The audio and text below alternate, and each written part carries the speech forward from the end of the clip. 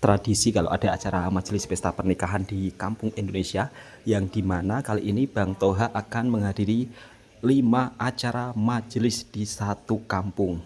Dan ini istri tengah siapkan barang-barangnya seperti gula dan juga beras. Macam inilah sahabatku semua kalau kita pergi kenduri di acara majelis pernikahan yang ada di perkampungan Indonesia. Dan seperti ini kita akan disuguhi dengan makanan-makanan ringan, kue mui. Tadi Bang Toha sudah di tempat rumah yang satunya, kini berpindah. Alhamdulillah ada rezeki sahabatku semua, yang dimana kalau ada acara majelis sama-sama seperti ini, Masya Allah, kadang-kadang dalam satu hari bisa menghabiskan uang 1 juta lebih.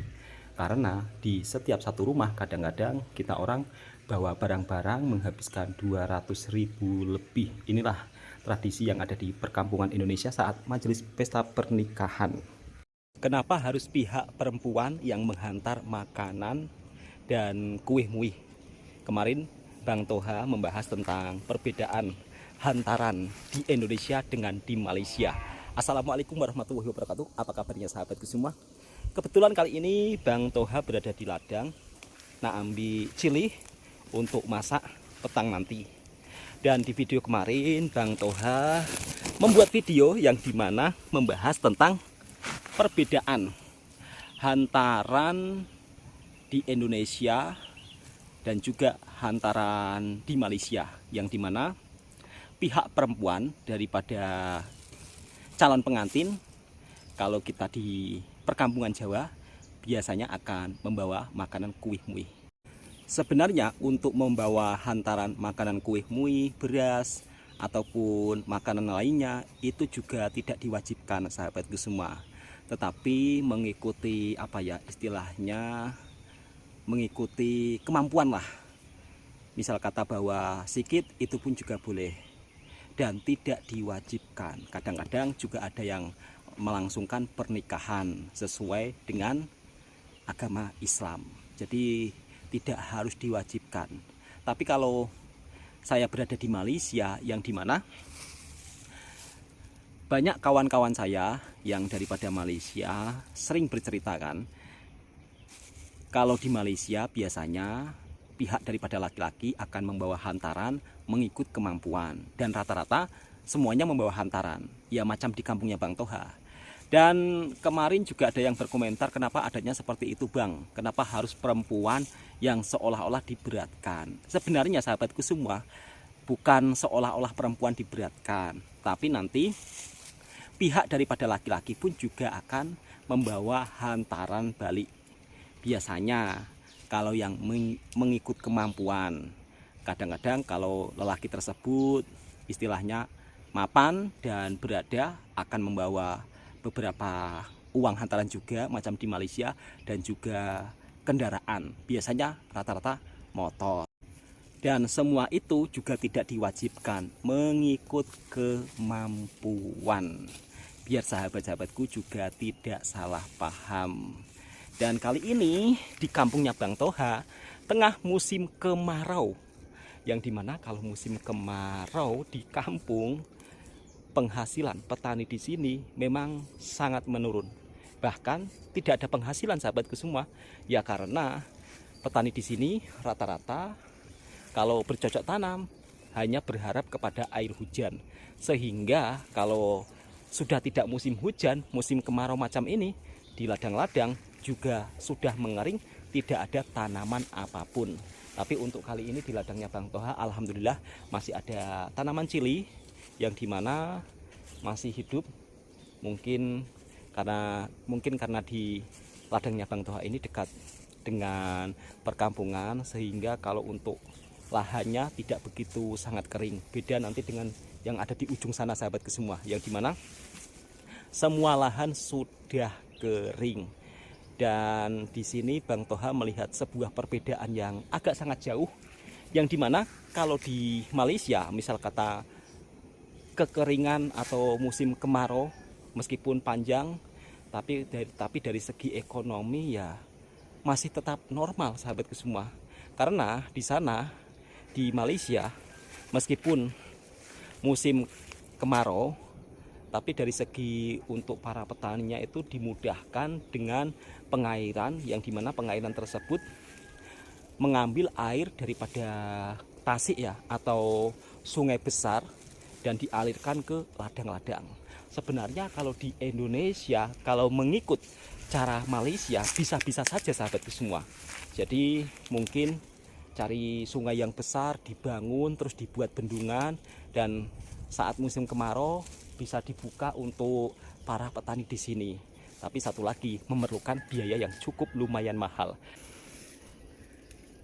Kalau di sini dibangun seperti di Malaysia, perairannya atau masalah air bisa sahabatku semua. Jadi di sini juga ada sungai-sungai besar, cuma kurang dimanfaatkan. Padahal kalau di Malaysia sungai-sungai besar itu sangat dimanfaatkan untuk pertanian. Bahkan sampai-sampai airnya dijual di luar negara. Contohnya Johor. Johor itu airnya sampai dijual ke Singapura. Jadi orang Singapura itu ambil air daripada Johor. Dan di sana sungai-sungai besar sangat dimanfaatkan. Sehingga meskipun musim kemarau, di sana air tetap ada. Makanya kadang-kadang saya juga heran, ada segelintir YouTuber dari Indonesia kadang-kadang membuat berita yang tidak sesuai fakta tentang Malaysia, yang mengatakan katanya, oh, bendungan-bendungan air di Malaysia kosong, sekarang tengah krisis, mereka tidak bisa tanam padi, kemudian kekurangan air. Padahal saya sendiri juga heran ya, herannya mereka tidak pernah datang ke Malaysia tapi sudah berani-beraninya membuat video seolah-olah menggambarkan keadaan di Malaysia sedang tidak baik-baik saja. Padahal kalau berbicara fakta sahabatku semua, sistem yang ada di negara tetangga kita, sistem perairannya itu lebih bagus loh dibandingkan dengan sistem perairan di sini. Kalau sistem perairan di sini rata-rata warga kampung itu menggunakan sistem perairan mandiri, yaitu membuat sumur atau membuat air perigi. Jadi biasanya air perigi tersebut dipam untuk keperluan memasak ataupun untuk keperluan membuat air minum, air isi galon, dan dijual ke warga-warga kampung lainnya. Kalaulah sumber mata air yang berada di dekat area rumahnya besar, biasanya akan dimanfaatkan untuk air RO. Dan di Malaysia sahabatku semua, di sana perkampungannya itu tidak menggunakan air sumur, tetapi menggunakan air sungai, air bendungan yang luas, kemudian diproses dengan mesin-mesin modern dan dialirkan dari rumah ke rumah lainnya, bahkan untuk pertanian juga. Indonesia sebenarnya kalau mengikut cara Malaysia bisa-bisa saja, sebab dari segi modal atau dari segi bahan lah ibaratnya, kita sama-sama punya. Indonesia juga punya sungai luas, besar, tapi dari segi pemanfaatan itu memang benar-benar kurang dimanfaatkan. Dan harapan saya semoga sungai-sungai besar yang ada di Indonesia bisa dimanfaatkan secara merata, sehingga kalau musim kemarau seperti ini warga bisa menanam dan tidak membiarkan ladangnya kekeringan. Di Malaysia sahabatku semua, meskipun berada di area kebun-kebun yang begitu sangat dalam, kalau dalam bahasa sini pelosok, tapi air daripada sungai itu masih bisa dijangkau. Jadi masih bisa dialirkan ke kebun-kebun. Keren nggak? Sebenarnya kita juga bisa. Dan harapan saya, semoga Indonesia juga membuat sistem seperti itu, sehingga nanti warga di sini, khususnya para petani desa, tidak semata-mata berharap daripada air hujan untuk pertanian. Jadi kalau musim kemarau mereka juga bisa bercocok tanam, kemudian menggunakan air sungai. Dan biasanya di sini sungai-sungainya jarang jarang dibersihkan, jarang digali lagi. Ketika ada banjir, lumpur sudah banyak, nggak dibuang lumpurnya. Kalau di sana sahabatku semua, sungai benar-benar dirawat dan dijaga, sehingga masyarakat dan warganya benar-benar mendapatkan manfaat daripada sungai tersebut, dari untuk pertanian, dari untuk rumah ke rumah. Bayangkan bisa dimanfaatkan sebegitu luar biasanya. Tapi kalau di sini sungai dibiarkan macam itu saja. Meskipun ada bendungan, tapi kadang-kadang bendungan tersebut juga kurang begitu dimanfaatkan. Itulah perbedaan dengan Indonesia antara Malaysia dalam bab soal istilahnya perairan. Jadi di Malaysia meskipun musim kemarau, mereka itu bisa tanam bermacam-macam sayuran. Walaupun ladangnya berada di area kebun sawit yang paling dalam, tapi bisa bercocok tanam sahabatku semua. Luar biasanya seperti itulah. Kalau di sini di kampung saat musim kemarau seperti ini memang sudah tidak ada penghasilan apa-apa. Ya berharap daripada jual hewan ternak, macam itulah kehidupan di kampung sahabatku semua. Oh ya, kemarin juga ada yang berkomentar, kamu katanya belasan tahun di Malaysia tapi nggak kaya-kaya, kasihannya hidup kamu, sudah merantau capek-capek ke negara tetangga tapi nggak kaya-kaya, tapi itu pun kamu masih bangga-banggakan. Begini sahabatku semua, biar tidak menimbulkan salah paham, orang merantau itu tidak mencari kekayaan, tetapi merubah kehidupan untuk menjadi lebih baik. Saya hidup di Indonesia sudah belasan tahun lamanya, yang dimana untuk kehidupan sehari-hari kadang-kadang itu begitu sangat sulit sahabatku semua. Dan alhamdulillah ketika saya merantau daripada Malaysia, kemudian sampailah saya belasan tahun, yang dimana mungkin teman-teman yang baru menonton video saya seolah-olah heran, belasan tahun di Malaysia kok nggak jadi kaya raya, rugi.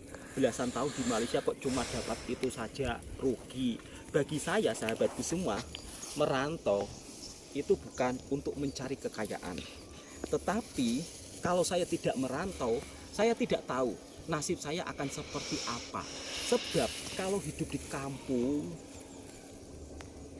jika musim kemarau seperti ini, mau tengok apa? Bayangkan, mau jadi petani pun ladangnya kering kalau tidak merantau. Jadi meskipun kadang-kadang saya dibully, kadang-kadang sampai dibilang merantau kok jauh-jauh di Malaysia, ujung-ujungnya cuma jadi tukang kebun, buat apa? Lebih baik ya jadi tukang kebun di negara sendiri. Iya itu kalau kamu, ya kalau saya jadi tukang kebun di negara sendiri, kalau seperti ini juga nggak ada apa-apa sahabatku semua. Kemudian ada juga, lebih baik hujan batu di negeri sendiri daripada hujan emas di negeri orang. Itu mungkin pepatahnya juga agak salah ya. Kalau saya lebih baik hujan emas ya kan ke negara orang, nanti bawa emas dijual di Indonesia jadi mahal. Dan satu hal lagi, emas Malaysia sahabatku semua, itu emasnya emas tua, sehingga kalau dijual di Indonesia akan mendapat keuntungan yang cukup lumayan banyak. Dan itu hari pun saya juga menyesal nggak beli emas daripada Malaysia. Dan kawan-kawan saya ramai yang beli emas daripada Malaysia, yang awalnya beli 20 juta dijual di Indonesia bisa mencapai 45 juta. Untungnya itu separuh lebih sahabatku semua. Kok Bang Tua sampai berbual kayak marah-marah ya? Sorry sahabatku semua, Bang Tua bukan marah-marah. Bang Tua coba untuk menjelaskan biar sahabatku juga tidak salah paham tentang cerita kehidupannya Bang Tua di kampung, yang katanya merantau di Malaysia tapi ujung-ujungnya nggak kaya. Nggak kaya nggak apa, tapi setidaknya selepas saya pulang dari Malaysia, kehidupan saya jujur jauh lebih baik dibandingkan dulu waktu masih di kampung. Kalau mungkin di kampung tidak ada urusan yang sangat penting, mungkin saya pun juga akan balik merantau lagi, yang dimana kalau balik merantau itu enaknya misal kata teringin nak beli sesuatu itu mudah, jadi bisa ditarget. Oh, bulan sekian saya nak beli ini, bulan sekian saya nak bayar ini. Tapi kalau sudah di kampung macam ini sahabatku semua, ya cukup untuk makan, tidak ada hutang, itu sudah syukur alhamdulillah. Dan ada juga yang berkomentar, kamu tidak bersyukur kalau di Indonesia, padahal di Indonesia semuanya serba murah. Kalau hidup di kampung, kata siapa hidup di kampung itu serba murah? Makanya kamu itu sekali-kali tinggal di kampung biar merasakan betapa kerasnya hidup di kampung. Justru hidup di kampung itu, kalau tinggalnya di kampung pedalaman, mencari pekerjaan tetap bagi orang yang tidak mampu itu susah. Apalagi kalau cuma pendidikannya SMA, SMP, memang begitu sangat sulit. Bahkan yang lulusan sarjana saja kadang-kadang di Indonesia cari kerja itu agak susah.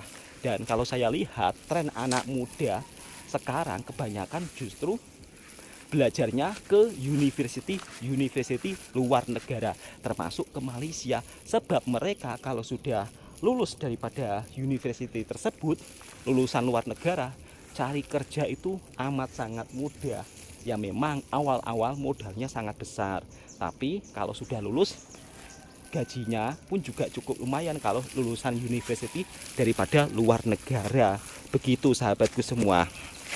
Jadi beda dengan di Indonesia yang dimana banyak lulusan sarjana yang jadi pengangguran.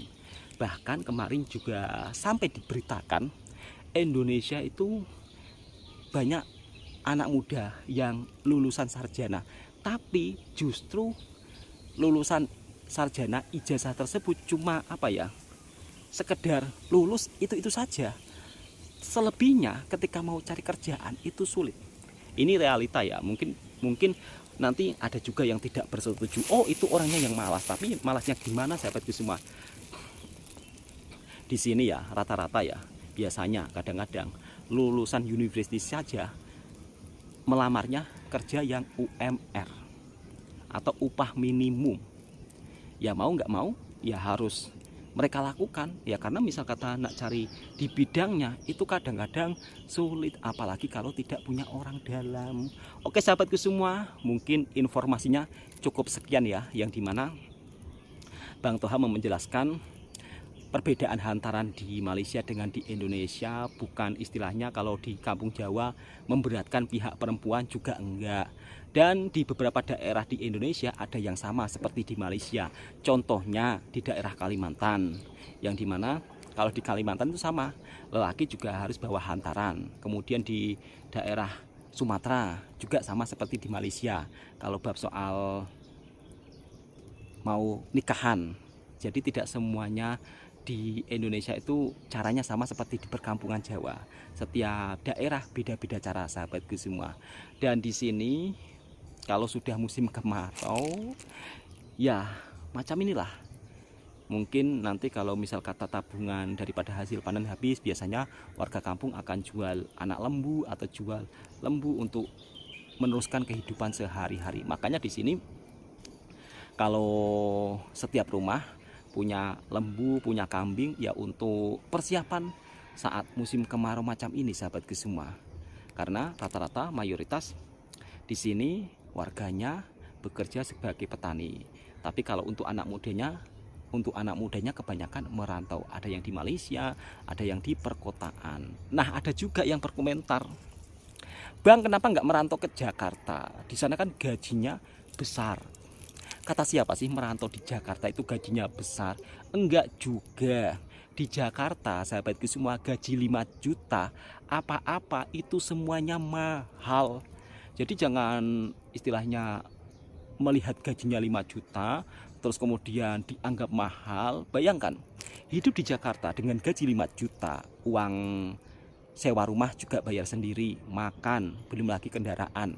Nah, satu hal lagi yang saya salut dari negara tetangga kita Malaysia yang buat saya kagum, ketika kita bekerja di kilang atau di pabrik, segala fasilitas dari mulai tempat tinggal, dari mulai transport itu ditanggung oleh kilang Malaysia. Keren nggak?